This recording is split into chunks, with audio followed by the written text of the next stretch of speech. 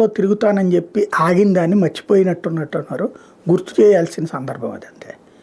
వాస్తవంగా ఎప్పుడు అన్నారు? జనవరి నెలాఖరులో అన్నారు. ఫిబ్రవరి నెలాఖరు వచ్చేసింది. ఏమైపోయింది ఆయన టూరు? జనంలోకి వెళ్లాల్సిన సందర్భాన్ని గుర్తు చేసింది.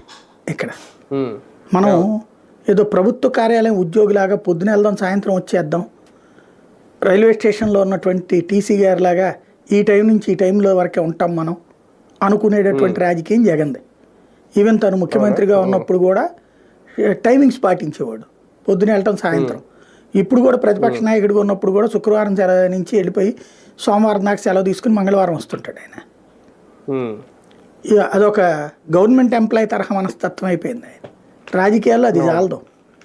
అయితే మేబీ ఇప్పుడు వచ్చి ఏం చెయ్యాలి అనుకుని ఉంటుండొచ్చు, అప్పుడప్పుడు ఊపు తెప్పిస్తుంటే సరిపోతుంది. అంటే దాన్ని ఏమంటారంటే టెంపర్ అట్లా జనంలో ఉంచుతుంటే చాలు అనే రూట్లో సాగుతుంది. ఒకటి, జగన్కి ఆదరణ తగ్గిపోయింది, ఇవన్నీ వినడానికి బాగుంటాయి. వెరీ సింపుల్ లాజిక్ ఏంటంటే 2010 సంవత్సరం అప్పుడు పార్టీ పెట్టాడు, అంతే కదా. పార్టీ పెట్టాక తను కాంగ్రెస్కి రాజీనామా చేసి ఎలక్షన్లో పోటీ చేశాడు. భారతదేశంలో ఆ రికార్డు ఇంతవరకు ఎవరైనా బీట్ చేశారా అతన్ని మెజార్టీని? లేదు కదా. వాళ్ళ అమ్మని పులివెందుల్లో పోటీ చేయించి గెలిపించాడు. భారీ మెజార్టీతో గెలిచింది కదా ఆవిడ.